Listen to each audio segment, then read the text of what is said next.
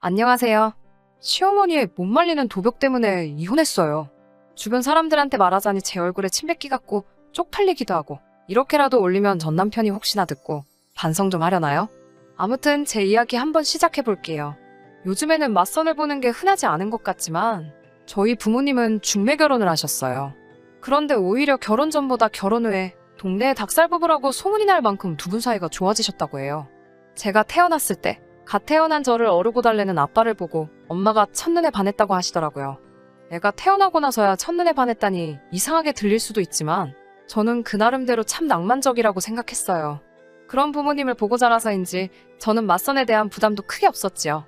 저도 남편을 맞선으로 만나게 되었어요. 남편의 첫인상은 지극히도 평범한 사람처럼 보였어요.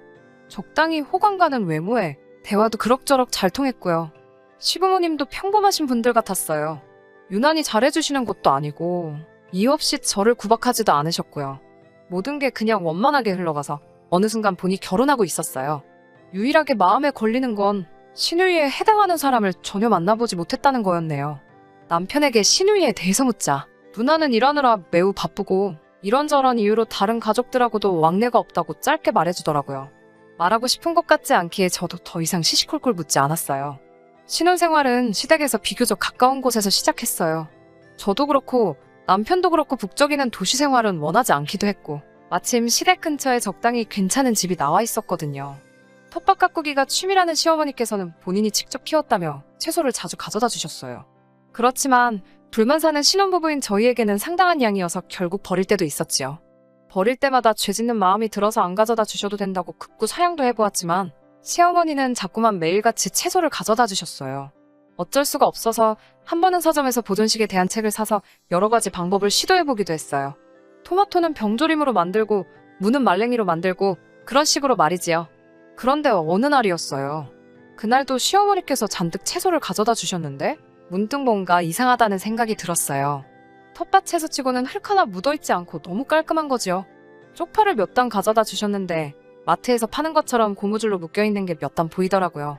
사실 처음에는 크게 신경을 쓰지 않았는데 시어머니가 가져다 주시는 채소가 파는 것 같다는 생각을 한번 하게 되니 그 이후부터 시어머니가 가져다 주시는 채소들이 뭔가 위화감이 들기는 하더라고요. 보존식에 대한 책을 보고 조금씩 지식이 생기면서 언제 어떤 채소를 수확하는지 시기라던가 품종이라던가 그런 걸 알게 되었어요.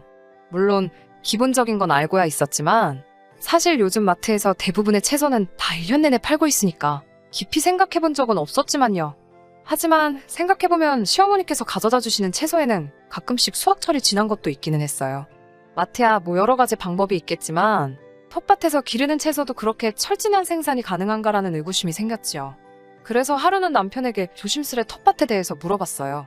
사실 저는 남편이 뭐 설명을 해준다던가 혹은 글쎄 잘 모르겠는데 정도로 대답할 줄 알았거든요.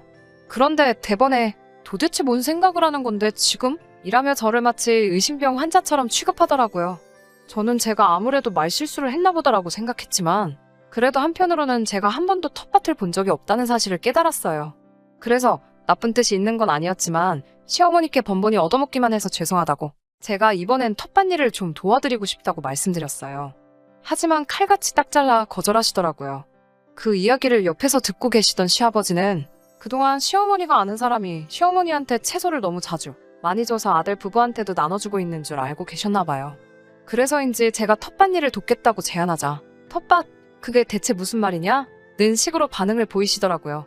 솔직히 그때만 해도 시어머니께서 허세를 부리느라 어디서 사가지고 온 채소들을 가지고 자기가 키웠다고 거짓말하신 거라고 그렇게 생각하고 말았어요. 그날 이후로 남편과는 조금씩 삐걱거리기 시작해서요. 채소의 채라도 꺼내는 날이면 기분이 순식간에 나빠져서는 짜증을 내고요. 더 이상 집안에 둘 곳이 없어서 주변 사람들한테 보존식으로 만든 채소를 나눠주려고 하면 그것도 못하게 하더라고요. 어쩐지 시어머니가 저에게 채소를 준다는 걸 들키기 싫어하는 눈치였어요. 제가 어머님이 우리 생각해서 주신 건데 버리는 것보다 나눠주는 게 낫지 도대체 신보가 왜 그래? 라고 하니 그런 거 따지지 말고 어머니가 주신 성인이 남줄 생각하지 말고 그냥 무조건 받아두라고 하더라고요. 아무 의미 없는 말싸움이 매일같이 반복되기 시작했죠. 날이 갈수록 남편은 별별 사소한 일 가지고도 고함을 치더라고요. 저는 점점 지쳐가고 결국 마음 한구석에서 이제 이 결혼 생활은 무리라는 생각이 들기 시작하더라고요. 그즈음 시어머니가 경찰에 붙잡혔어요. 청과dom의 창고에서 야채를 훔치고 있었다고 하시네요. 사실 근래에 들어서 좀 이상하다고 느끼는 부분은 있었어요. 이상하게 시어머니가 채소를 들고 오시는 날이면 꼭 집에서 뭔가 하나씩 없어지는 것 같았거든요. 물론 처음에는 저도 제 기억력을 의심했지요. 남편도 벌써 그렇게 깜빡깜빡하면 어떻게 하냐고 저한테 핀잔을 줬고요. 그런데 정말 애매한 물건들만 없어지는 거예요. 처음에는 바나나가 2개가 없어지더니 핸드크림, 수건 같은 사소한 것들이 없어졌어요. 간식으로 사놓은 사탕, 과자들도 없어지고 심지어 냄비 받침도 없어졌어요. 그런데 들으셨다시피 솔직히 아주 값나가고 좋은 물건들이 없어지는 것도 아니니까 그냥 남편이 저 없을 때 어디다 치웠는가 보다 하고 크게 뭐 고민하지는 않았죠. 그런데 하루는 시부모님 댁에 뭘 좀 가져다 드리느라 잠깐 들렸는데 어머님이 집에서 입고 계신 반바지가 어디서 많이 본 것 같더라고요. 자세히 다시 보니까 제가 잘 때 입던 바지인 거예요. 어이가 없었지만 제가 애써 웃으며 어머님, 바지 어디서 사셨어요? 제 거랑 똑같아요 라고 했어요. 그러자 어머니는 얼굴색 하나 안 바뀌시고 그래, 집에 있던 건데 라고 하시는 거예요. 저는 원래 빨래할 때 락스를 좀 넣는 편이거든요. 그래서 속건이나 집에서 입는 하얀 옷들은 군데군데 물 빠진 곳이 있기도 해요. 그리고 제 반바지도 그랬고요. 남편이 낡아서 버리라고 노래를 부르던 바지라서 제가 안 보는 사이에 남편이 버렸는가 보다 하고 생각만 하고 있었거든요. 신기한 건 어머님이 입고 계신 그 바지도 제 바지와 똑같이 물 빠진 곳이 있었지요. 그렇지만 제가 그걸 거기서 따지면 어머님 입장만 난처하고 괜히 망신 주는 것처럼 보일 것 같아서 그냥 말을 안 했지요. 게다가 한 번은 식사나 하고 가라고 하시면서 냉장고에 있는 나물들하고 온갖 채소를 섞어 비빔밥을 만들어주시기에 잘 먹겠다 하는데 세상에 그릇이 중국집 그릇이더라고요. 제가 어머님께 어머님 이거 요 앞에 중국집 그릇 같은데요 라고 하니까 안 찾아가길래 내가 쓴다고 하시더라고요. 화장실에는 서로 이름이 다른 찜질방에서 온 수건들이 켜켜이 개어져 있지를 않나. 그리고 저희 집에서 없어졌던 수건도 있었어요. 하여튼 어머님이 도벽이 있으신가라는 생각을 사실 그때 문득문득 하긴 했던 것 같아요. 그래서인지 어머님이 이번에 체포되셨다는 소식을 들었을 때 놀랐지만 동시에 역시나 싶은 마음이 들더라고요. 남편한테 차마 그렇게 말은 못했지만서요. 문제는 그 이후에 일어났어요. 어머님이 도둑질을 하셨으니까 처벌을 받는 게 당연하다고 생각했는데 어머님의 말도 안 되는 개논리가 시작되더라고요. 비록 본인이 도둑질을 했지만 받아 먹은 건 저고 제가 대부분의 양을 소비했으니까 제가 훔친 거나 마찬가지라는 거예요. 일단 어머님이 그렇게 주장하기 시작하자 남편도 아버님도 어머님을 감싸고 돌며 며느리가 주범이니 시어머니를 풀어주고 며느리를 체포하라고 했다는 거예요. 덕분에 저도 결국 경찰에 불려가 사정 청취를 당했어요. 하지만 경찰들도 지금까지 이상하다 싶었던 부분 정도만 물어볼 뿐 별 다른 이야기는 없었지요. 경찰서에서 나오는데 이제껏 제가 해온 결혼 생활에 대한 회의감이 밀려오고 더 이상 남편한테도 그 어떤 신뢰도 남지 않았기에 이혼을 결심했네요. 남편은 이웃들에게 도둑질을 일삼던 아내와 이혼했다라고 몰고 가고 싶어 했지만 이미 경찰이 개입했고 시어머니가 경찰차를 타고 가는 모습을 목격한 이웃들이 있었기 때문에 남편의 계획은 수포로 돌아갔어요. 이번에는 저도 질세라 먼저 그동안 의문스러웠던 점이나 이상했던 점을 이웃집 수다쟁이 아주머니께 말해뒀지요.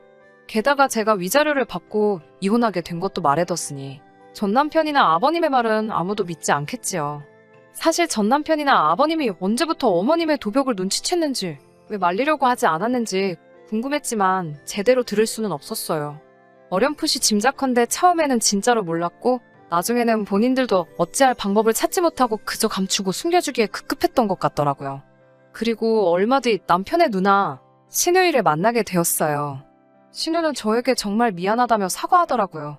자기는 이미 엄마의 지저분한 손버릇을 알고 있었고 더 이상 개입하기 싫어서 가족과 거리를 두고 지냈다면서 미리 말해주지 못해서 미안하다고 하더라고요.